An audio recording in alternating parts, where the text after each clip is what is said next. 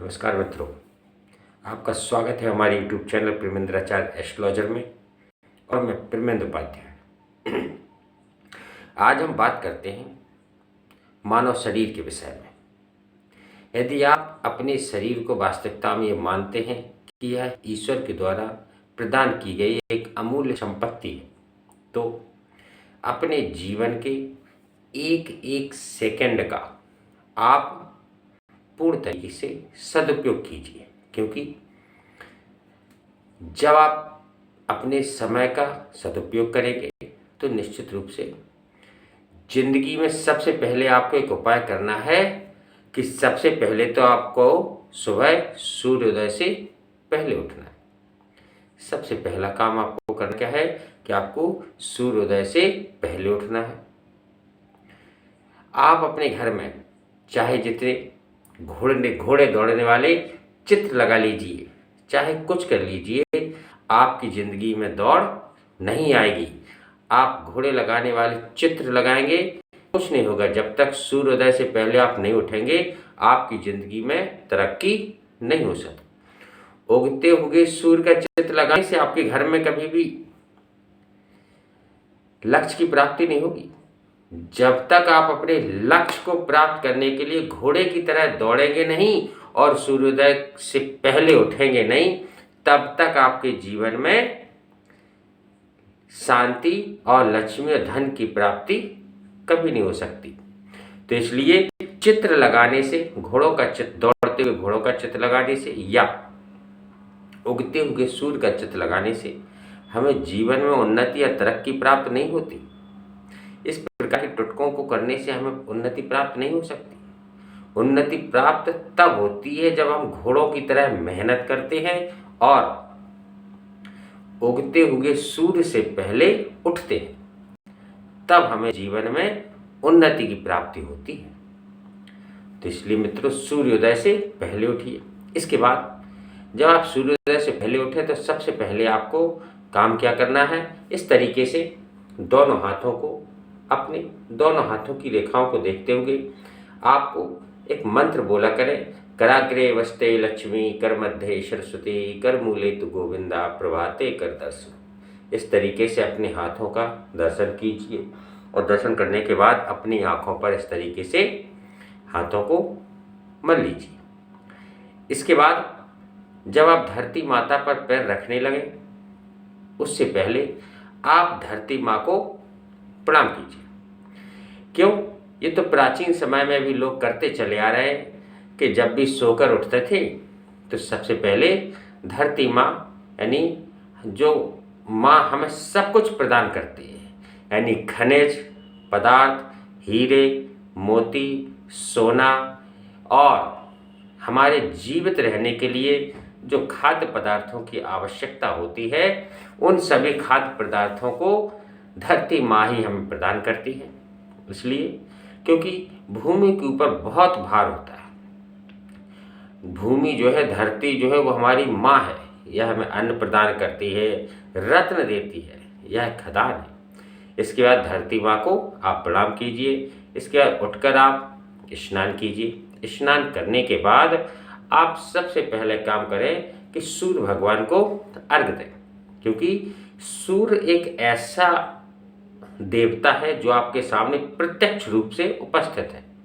और विज्ञान, यानी विज्ञान की बात करें तो विज्ञान भी इस बात को मानती है कि सूर्य को जल देने से विटामिन डी की कमी नहीं होती है। तो वैज्ञानिक आधार पर और वेद पुराण शास्त्रों के आधार पर भी सूर्य को एक जीवंत देवता माना गया है, जो हमारे सामने आज के समय में उपस्थित है।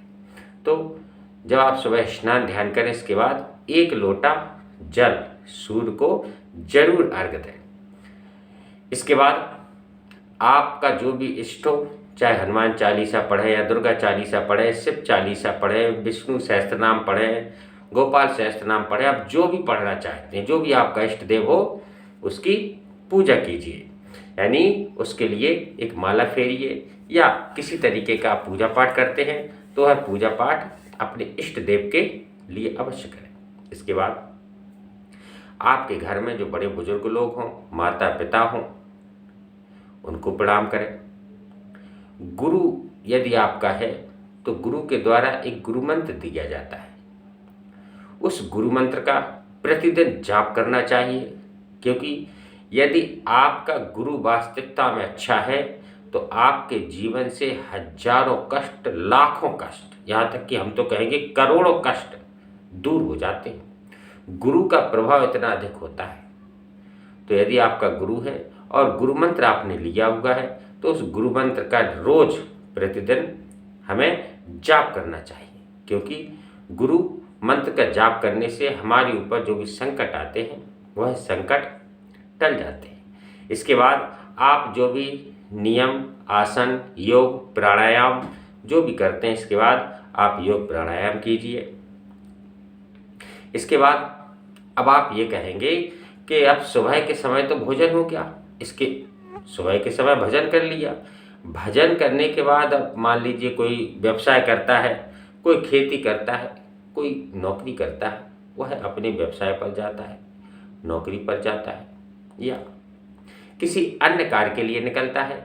कृषक होगा तो किसान खेती पर करने के लिए चला जाएगा, व्यापारी वर्ग होगा तो व्यापार के लिए चला जाएगा, जिसकी दुकान होगी दुकान पर जाएगा, नौकरी करता होगा नौकरी पर जाएगा।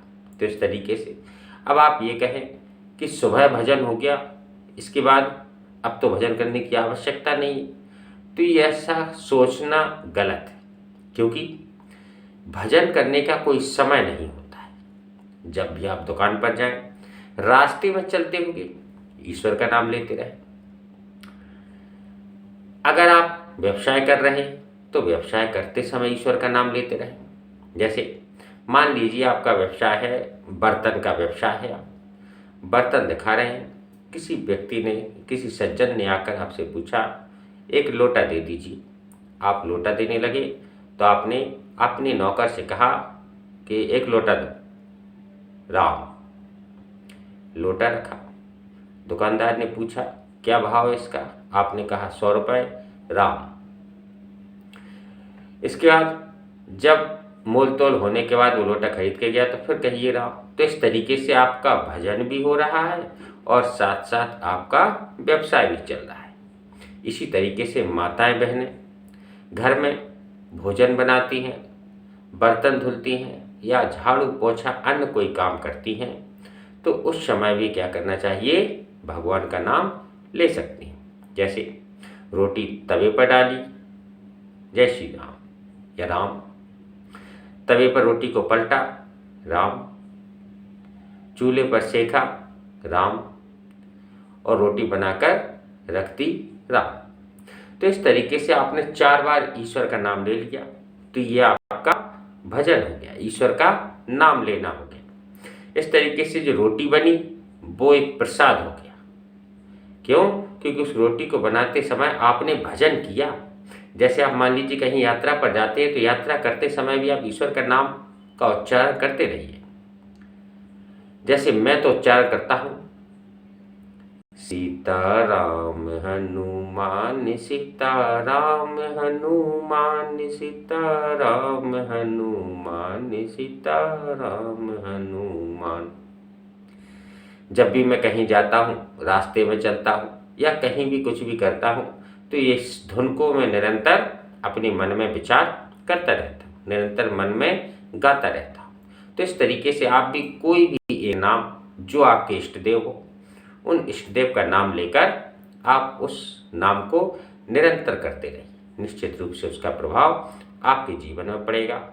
इसके बाद माताएं बहनें जो खाना बनाकर तो जब भगवान का नाम ले लिया आपने, तो जो भोजन बनाया आपने वो प्रसाद हो गया। जब उस प्रसाद को घर के सभी सदस्य ग्रहण करेंगे तो निश्चित रूप से आपके घर में जो भी बीमारी होगी, जो भी किसी प्रकार की कोई समस्या होगी, धन संबंधी कोई समस्या होगी, आपके घर में कभी भी कुलक्ष्मी का वास नहीं हो सकता।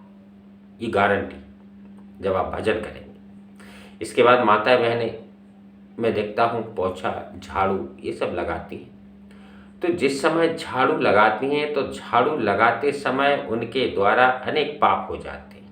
जैसे झाड़ू लगाते समय जो छोटे मोटे जीव जंतु, कीड़े मकोड़े, चींटी या अन्य छोटे छोटे जो जीव जंतु होते हैं वह झाड़ू से क्या होते हैं, मर जाते हैं। तो मरने का जो पाप होता है वह हमें उस समय लगता है। तो जब झाड़ू लगाते समय आप भजन करेंगे तो आप इस प्रकार के पापों से भी मुक्ति को प्राप्त कर लेंगे। यानी जब झाड़ू लगा रहे तो निश्चित रूप से है कि छोटे छोटे जीव जंतु जो हमें दिखाई नहीं देते या दिखाई भी देते, चींटी ईटी वगैरह होती है, इनकी ओर हम लोग अधिक ध्यान नहीं देते और ये मर जाती हैं। जब ये मर जाती हैं तो क्या होता है, इसका पाप हमें लगता है। तो इसलिए इस पाप से मुक्ति के लिए भी हम जब झाड़ू लगाते हुए भगवान का नाम लेंगे तो निश्चित रूप से भगवान के भजन के प्रभाव से वह भी क्या होगा, उस जीव की जिसकी मृत्यु हुई है आपके द्वारा, उसका भी उद्धार हो जाएगा। यानी वह भी उसका भी उद्धार हो जाएगा और आपके ऊपर भी पाप नहीं लगेगा। मान लीजिए आप कहीं यात्रा पर जा रहे हैं, गाड़ी से जा रहे हैं, तो गाड़ी में क्या कीजिए, गाड़ी में भी भजन कर सकते हैं आप। अगर आप कर नहीं पा रहे हैं तो जो आप हर गाड़ी में साउंड होता है तो उसमें आप भजन लगा लीजिए, भजन सुनते हुए आप सब लोग यात्रा कीजिए। निश्चित रूप से आपकी जो यात्रा होगी वो मंगलमय होगी। यानी यात्रा में किसी प्रकार के कोई अनिष्ट होने की संभावना ही नहीं है। 0% संभावना होती है जब आप भजन का सुनते हुए सच्चे मन से यात्रा के लिए निकलते हैं। दूसरा, जब भी आप यात्रा के लिए निकले तो एक चौपाई है गोस्वामी तुलसीदास जी, चलत विमान कोलाहल होई, जय रघुवीर कहे सब कोई। इस चौपाई का जाप करके तब आप वाहन का प्रयोग करें निश्चित रूप से। यानी यदि आप वास्तविकता में चाहते कि आपके घर में कुलक्ष्मी अलक्ष्मी का वास ना हो तो निश्चित रूप से आपके घर में यदि पैसा नहीं रुकता है, यदि आपके घर में पैसा नहीं रुक रहा है या आपके घर में कोई बीमार पड़ता है या आपके घर में दरिद्रता दिखाई दे रही है तो निश्चित रूप से आपके घर में ये कारण जरूर हो सकते हैं। जो कारण मैं बताने जा रहा हूँ, इन 4 कारणों में से कोई भी कारण आपके अंदर हो सकता है जिस कारण आपके घर में अलक्ष्मी का वास हो रहा है और लक्ष्मी धीरे धीरे आपके घर से जा रही है। तो उसमें कौन कौन से कारण होते हैं? तो उसमें सबसे पहला कारण ये होता है कि शाम के समय, संध्या के समय यदि आप झाड़ू लगाएंगे तो इससे क्या होता है, लक्ष्मी नाराज होकर आपके घर से क्या करते हैं, घर से चली जाती है। संध्या काल के समय झाड़ू लगाते हो या संध्या काल के समय भोग करते हो, मैथुन करते हो, तो इससे भी माँ लक्ष्मी नाराज होकर चली जाती है और अलक्ष्मी आपके घर में आ जाती है। संध्या काल में अगर आप भोजन करते हो तो इससे भी माँ लक्ष्मी नाराज होकर चली जाती है और आपके घर में अलक्ष्मी या कुलक्ष्मी का वास हो जाते हैं। और चौथा काम जो होता है वो होता है संध्या के समय आप दहलीज पर बैठकर अगर रो रहे हो तो आपके घर से लक्ष्मी जी हमेशा के लिए चली जाती। तो इसलिए 4 कारण देख लेना, समझ लेना। आपके घर में यदि ये 4 कारण होंगे, यदि आपके घर में दरिद्रता आ रही है, आपके घर में कुलक्ष्मी का वास हो रहा है, तो निश्चित रूप से आपके घर में ये 4 कार्य अवश्य किए जा रहे होंगे। पहला कार्य कौन सा, शाम के समय यानी संध्या काल के समय झाड़ू लगाना, संध्या काल के समय दहलीज पर बैठकर रोना, संध्या काल के समय सोना या संध्या काल के समय झाड़ू लगाना। तो ये 4 काम आपके घर में हो रहे होंगे। यानी संध्या काल के समय झाड़ू लगाना, संध्या काल के समय सोना, संध्या काल के समय भोजन करना और संध्या काल के समय दहलीज पर बैठकर रोना। इन 4 कार्यों में से निश्चित रूप से यदि आपके घर में कोई भी कार्य हो रहा होगा तो आपके घर में कुलक्ष्मी का वास हो जाता है और जो लक्ष्मी होती है वह आपके घर से धीरे धीरे दूर होने लगती है। तो संध्या काल में कभी भी भोजन नहीं करना चाहिए। संध्या काल में आप मैथुन कर्म मत कीजिए, वासना मत रखिए। संध्या काल के समय पूजा कीजिए, पाठ कीजिए। संध्या काल के समय घर में क्लेश मत कीजिए, रोइए मत। संध्या काल के समय भूत महादेव अपने गणों के साथ में पृथ्वी पर विचरण करते हैं। और जब भोले बाबा इन 4 प्रकार के कारणों को किसी के घर में देखते हैं तो उस घर से लक्ष्मी का हमेशा के लिए प्रस्थान हो जाता है और अलक्ष्मी का आपके घर में आगमन हो जाता है। इसलिए संध्या काल के समय आप अपने पूजा के घर में हाथ जोड़कर बैठें और ईश्वर से कहें कि हे प्रभु, हम सुबह से घर से निकले थे, दिन भर के थके हुए फिर से आपके दरबार में आ गए हैं और हमारे द्वारा जो भी बुरे कर्म किए गए हों या जो भी किसी का अहित हुआ हो उसके लिए हम आपसे क्षमा मांगते हैं। और इस तरीके से आप प्रार्थना कीजिए। चूँकि आज के समय में प्रत्येक व्यक्ति आराम चाहता है और आराम आपको तभी प्राप्त हो सकता है जब आपकी दिनचर्या इस प्रकार से होगी। क्यों? क्योंकि यह जो तन है, यह तन हमें बड़ी कठिन परिश्रम के बाद प्राप्त होता है। तो इस तन के द्वारा हमें एक एक सेकंड का सदुपयोग करना है और इस तन में रहकर हम ईश्वर की शरण में रहें। चाहे राम नाम का जाप करें, चाहे राधे राधे कहें, जो आपके इष्ट देव हों उनका नाम जपते रहें। यानी शाम के समय इस प्रकार से आप पूजा पाठ कीजिए, धन्यवाद दीजिए। मैं नहीं कहता हूँ कि 4 घंटे बैठकर आप पूजा कीजिए। आप 5 मिनट 10 मिनट आप भगवान के सामने शाम के समय, संध्या काल के समय जरूर बैठें और ईश्वर को धन्यवाद दें कि हम अपने इस कार्य के लिए गए थे, वह कार्य करके आए हैं, लेकिन हम हरे थके हुए हैं, इसलिए आपने हमें इतनी शक्ति प्रदान की कि हम दिन भर काम करके पुनः आपके दरबार में आ गए। तो इस तरीके से देखिए, थकावट तो होती है, लेकिन चूंकि सूर्य भगवान जो है, जब आप उसे अर्घ देंगे तो उसकी ऊर्जा आपके अंदर जरूर उत्पन्न होगी धीरे धीरे और आपके शरीर से थकावट का नामो निशान धीरे धीरे समाप्त होता चला जाएगा। इसके बाद यदि कहीं आसपास कहीं कुछ भागवत वगैरह होती हो तो महीने में एक बार या 2 महीने में एक बार या 3 महीने में एक बार, जब भी समय मिले, आप 7 दिन की भागवत कथा को अवश्य श्रवण करें। इससे क्या होगा कि आपके जो भी मन होगा वह हरि भक्ति में लीन होगा और आपको भक्ति करना अच्छा लगने लगेगा और आप अपने जीवन में क्या करेंगे, हरि के नाम का स्मरण निरंतर करते रहेंगे।